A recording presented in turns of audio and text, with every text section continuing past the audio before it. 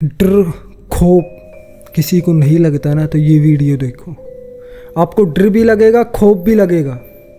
और कमज़ोर दिल वाले इस वीडियो को रात के समय ना देखें तो ही अच्छा है। अगर आप लोगों को कुछ हो जाता है तो उसकी जिम्मेदारी मैं नहीं लूँगा। जो कहानी मैं आपको बताने जा रहा हूँ ना, उसमें इतना खौफ, इतनी हॉन्टेड भरी हुई है।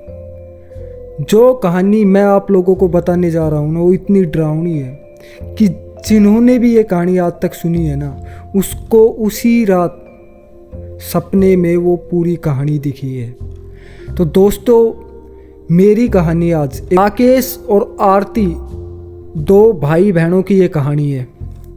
मुंबई में रहने वाली आरती एक पढ़ी लिखी लड़की थी। पढ़ाई के बाद उसने जॉब करने की सोची, लेकिन उसके परिवार वालों ने जॉब के बजाय उसकी शादी करने के लिए उस पर फोर्स किया। लेकिन आरती ने शादी नहीं करना चाहती थी, घर वाले के फैसले के खिलाफ थी। वो कहती थी कि मैं जॉब करना चाहती हूँ। तो आरती की कई बार अपने घर वाले से लड़ाई झगड़ा हो जाता था, तो वो अपने घर को छोड़ के कहीं किराए पे मकान लेकर रहने लग जाती थी और फिर वापस आ जाती थी। तो ऐसे ही एक बार आरती की लड़ाई अपने घरवाले से हो गई। आरती भी मुंबई में रहती थी, तो उसने अंधेरी में ही, मैं जगह का नाम तो आपको नहीं बताऊंगा, 303 नंबर एक फ्लैट ले लिया अंधेरी में ही, और वो वहाँ पे रहने लग गई। जो उसका भाई था राकेश, वो भी उसी साइड जॉब करता था, तो वो भी आरती के साथ ही रहने लग गया। आरती ने जब वो फ्लैट लिया, आरती ऐसे कई बार कर चुकी थी और वो कई नई जगह भी रह चुकी थी। आज तक उसके साथ ऐसी कोई घटना नहीं हुई थी। आरती को भी कोई डर वगैरह या भूत प्रेत, वो इन चीज़ों को अंधविश्वास मानती थी। लेकिन उस फ्लैट के बाद उसके साथ क्या घटना हुई वो आगे सुनो आप। आरती ने रिसेंटली उस फ्लैट में रहना चालू किया और जॉब पे तो जाती ही थी वो। तो 1 से 2 दिन जब उसने शिफ्ट किया फ्लैट में, तो 1 से 2 दिन उसके साथ कुछ भी नहीं हुआ। आरती बताती है कि पहले दिन, दूसरे दिन मेरे साथ ऐसी कोई भी घटना नहीं हुई। लेकिन वो बताती है कि तीसरे दिन, जो 3rd दिन था, उस दिन मैं रात, मेरी दिन की ड्यूटी थी और मैं करीबन शाम के 6 बजे फ्लैट में आ चुकी थी। और राकेश भी आ चुका था फ्लैट में। राकेश की 7 बजे तक ड्यूटी थी, तो वो थोड़ा 1 घंटा लेट आया। तो आरती बताती है, जैसे ही मैं किचन में गई, जैसे ही मैं किचन में बर्तन वगैरह थे उनको साफ़ किया और नल को बंद करके, और जैसे ही मैं रूम में आई तो मुझे आवाज़ आती है जैसे किचन का नल किसी ने खोल दिया हो। तो मैं वापस जाती हूँ तो नल चालू था, तो मैं जाके नल को बंद कर देती हूँ। फिर मैं वापस रूम में जाती हूँ तो फिर मुझे ऐसी आवाज़ सी आती है। फिर मैं वापस जाती हूँ तो फिर नल चालू होता है। तो पहले तो मैंने इतना ध्यान नहीं दिया, वो सोचती हो कि मैं ही भूल गई होगी। लेकिन 3-4 बार उसके साथ ऐसी ही घटना हुई, नल खुद में खुद ही चालू हो जाता था। तो उसके थोड़ा सा बहम गया।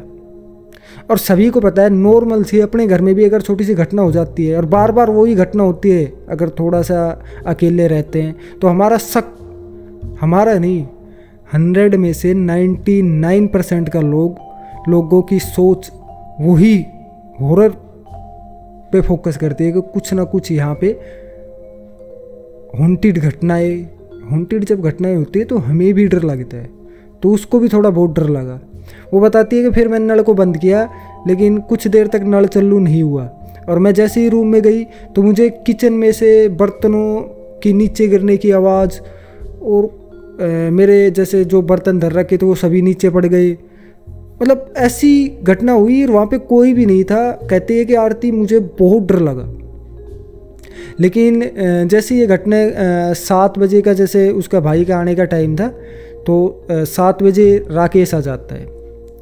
तो राकेश आता है तो वो देखता है कि आरती थोड़ी बहुत डरी हुई थी। वो पूछता है कि ऐसा क्या हुआ, तो वो बताती है कि मेरे साथ ऐसी ऐसी घटना हो रही है। वो कहती है कि तेरा वहम है, तू थोड़ा प्रेशर वो कर रही है, घर के थोड़ी लड़ाई झगड़े के कारण तुझे थोड़ा प्रेशर है, ऐसा कुछ नहीं है। तो वो दोनों भाई बहन, खाना तो आरती ने बना ही लिया था और दोनों खाना खा के सोने चले जाते हैं।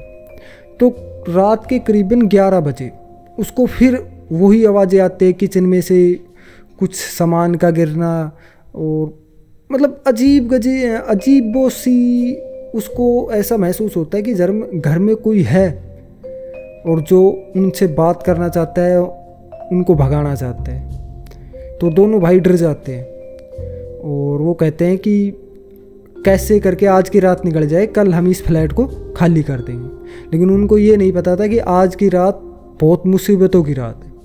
तो वो बताते हैं करीबन ऐसी आवाज़ें चलती रही और ऐसा ही सब कुछ होता रहा। लेकिन करीबन रात के 12-1 बजे से राकेश बताता है कि आवाज़ें शांत हो जाती है, कुछ भी ऐसी आवाज़ नहीं आती है। तो मैं अपने रूम में से आरती के रूम में जाता हूँ। तो मैं दरवाज़ा खोल के देखता हूँ कि आरती एक कोने में और नीचे नज़र करके और कोने में बैठी हुई है। तो मैं उससे पूछता हूँ कि तू यहाँ क्यों बैठी है, ऊपर सो जा, अब तो ऐसी आवाज़ नहीं आ रही है, सुबह हम इसको खाली कर देंगे। तो वो कोई जवाब नहीं देती है। फिर मैं उसको जगाता हूँ, उससे हाथ से टच करके उसको कहता हूँ कि खड़ी हो जा और बेड पे बैठ जा।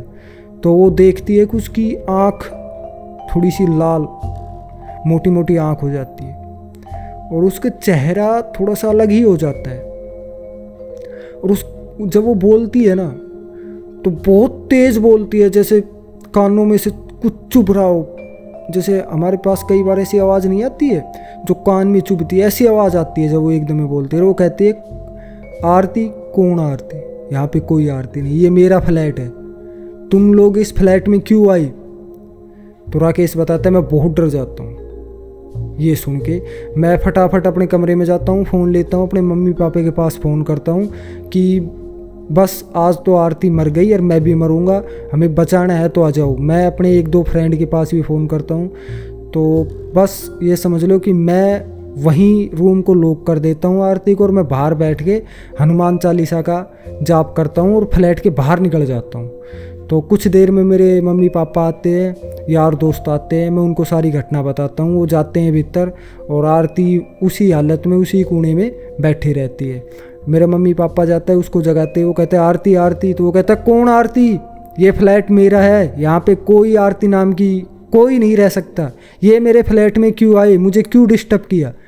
तो वो कैसे न कैसे करके उसको ले जाते हैं हॉस्पिटल, उसके मम्मी पापा, और उसको हॉस्पिटल शिफ्ट करते हैं। अगले दिन हम उसकी छानबीन करते हैं कि ये फ्लैट जिससे हमने रेंट पे लिया था। तो बताते हैं कि इस फ्लैट का जो मालिक था उसने कुछ ही महीने पहले इसमें आत्महत्या करी थी। उसका बेटा जो विदेश में रहता था उसके साथ उसकी कोई लड़ाई झगड़ा हो गया था, तो इसलिए उसने आत्महत्या कर ली थी। और वही आरती को पोजेस किया है, वही आरती के माए है। तो इस फ्लैट में कोई नहीं आता जाता है, आपने पता करना था कि इस फ्लैट में है क्या। आस पड़ोस के लोग बताते हैं कि हमें भी इसमें बहुत सी आवाज़ें आती है, लेकिन हम इस फ्लैट की तरफ नहीं जाते हैं, नहीं इसमें कभी जाने की कोशिश करते हैं। तो कैसे भी करके आरती, उसका माँ बाप आरती को कई जगह ले जाते हैं। वो बताते हैं कि हमने जो बालाजी धाम के बारे में सुना था वहाँ आरती को ले गए, वहाँ से उसको उस आत्मा से छुटकारा मिला। आज आरती ठीक है और आरती से बताती है कि मैं पहले कभी भूत प्रेत पे यकीन नहीं करती थी, लेकिन आज इस घटना के बाद मुझे इन पे 100% यकीन हो गया है। राकेश बताता है कि आज भी मैं जब उस दृश्य को याद करता हूँ ना, उस दिन को याद करता हूँ, रात के कुल 6-7 घंटे को जब मैं याद करता हूँ, तो मेरा आज भी मैं डर जाता हूँ। रात को कई बार मेरे सपने में वो चीज़ आती है। तो दोस्तों यही कहानी थी। अगर आपको कहानी पसंद आए तो मेरे चैनल को लाइक एंड सब्सक्राइब कर दिए। जय हिंद, जय भारत।